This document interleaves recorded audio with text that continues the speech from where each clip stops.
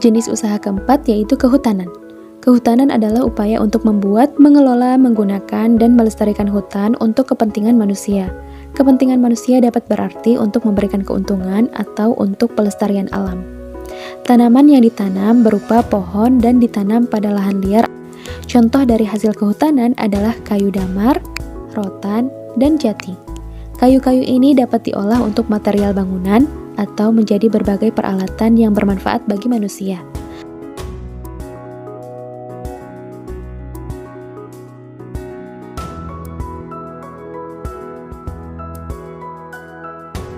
Selain memberikan keuntungan bagi manusia, hutan memiliki fungsi penting untuk menjaga keseimbangan alam. Hutan membantu peresapan air ke tanah sehingga dapat mencegah banjir. Oleh karena itu, hutan harus dijaga kelestariannya. Salah satu cara untuk melestarikan hutan adalah dengan melakukan reboisasi atau penanaman kembali hutan yang gundul serta mencegah terjadinya penebangan liar.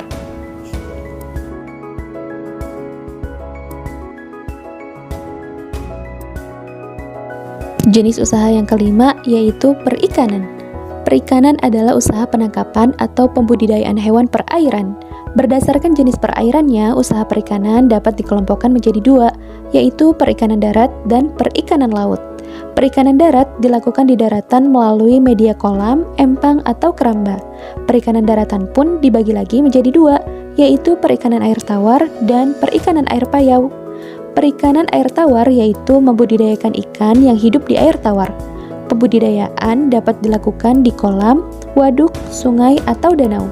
Jenis-jenis ikan yang dikembangbiakan antara lain ikan nila, gurame, mas, dan lele.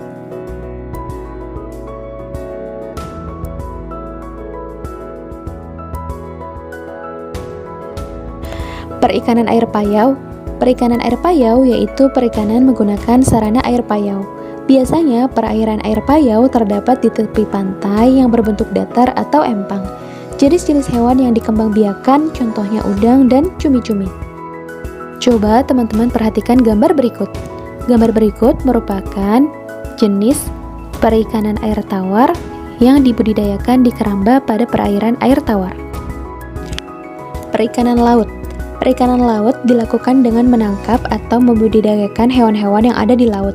Jenis ikan yang ditangkap contohnya kerapu, cakalang, tuna, kakap, dan teri. Perikanan laut dapat dilakukan dengan cara tradisional maupun modern. Perikanan dengan cara tradisional menggunakan peralatan yang masih sangat sederhana seperti pancing dan jaring. Sedangkan perikanan dengan cara modern yaitu menggunakan kapal yang lebih besar serta dilengkapi teknologi yang sangat canggih seperti sonar dan mesin pengolah ikan. Pada perikanan laut, nelayan langsung menangkap ikan yang hidup di laut lepas. Coba teman-teman perhatikan gambar berikut. Gambar berikut merupakan aktivitas para nelayan yang sedang menangkap ikan di laut lepas. Jenis usaha keenam yaitu pertambangan. Pertambangan adalah usaha untuk menggali dan mengelola sumber daya alam dari dalam bumi. Berdasarkan bentuknya, barang tambang dikelompokkan menjadi 3 bagian, yaitu barang tambang mineral logam, barang tambang non-logam, dan barang tambang sumber energi. Mari kita bahas satu persatu. Barang tambang mineral logam adalah barang tambang yang berbentuk biji dan dapat menghantarkan arus listrik. Mineral logam biasanya sangat sulit dicari dan pengelolaannya cukup lama serta sulit. Contoh mineral logam adalah emas, perak, besi, aluminium, dan timah. Mineral logam dapat diolah dan dimanfaatkan untuk beragam keperluan seperti dijadikan perhiasan, berbagai macam peralatan rumah tangga, dan alat elektronik. Barang tambang non-logam. Barang tambang non-logam adalah barang tambang yang tidak termasuk barang tambang mineral logam maupun sumber energi, serta tidak dapat menghantarkan arus listrik. Contohnya adalah batu kapur, belerang, pasir, asbes, dan intan. Barang tambang non-logam dapat dimanfaatkan sebagai bahan bangunan, industri, membuat berbagai peralatan, dan perhiasan. Barang tambang sumber energi. Barang tambang sumber energi yaitu barang tambang yang dapat menghasilkan energi yang bermanfaat bagi kehidupan manusia. Contohnya adalah minyak bumi, batu bara, gas alam, dan uranium. Sekarang coba teman-teman perhatikan gambar berikut. Gambar yang teman-teman perhatikan merupakan pertambangan minyak bumi yang banyak dilakukan di lepas pantai. Minyak bumi dapat diolah menjadi bahan bakar bagi kendaraan. Jenis usaha ketujuh yaitu perindustrian. Perindustrian adalah usaha mengolah bahan mentah menjadi bahan baku atau barang jadi. Kegiatan industri dapat dilakukan secara sederhana di rumah maupun secara besar-besaran di pabrik. Industri secara sederhana di rumah atau industri kecil membutuhkan bahan, modal, dan tenaga kerja yang lebih sedikit, sedangkan industri besar akan membutuhkan modal dan tenaga yang lebih besar. Contoh industri kecil misalnya usaha kue rumahan, sedangkan contoh industri besar misalnya usaha pabrik tekstil, besi, baja, kendaraan, dan yang lainnya. Jenis usaha ke-8 yaitu perdagangan. Usaha perdagangan merupakan kegiatan membeli barang dari orang lain untuk selanjutnya dijual kembali ke orang lain.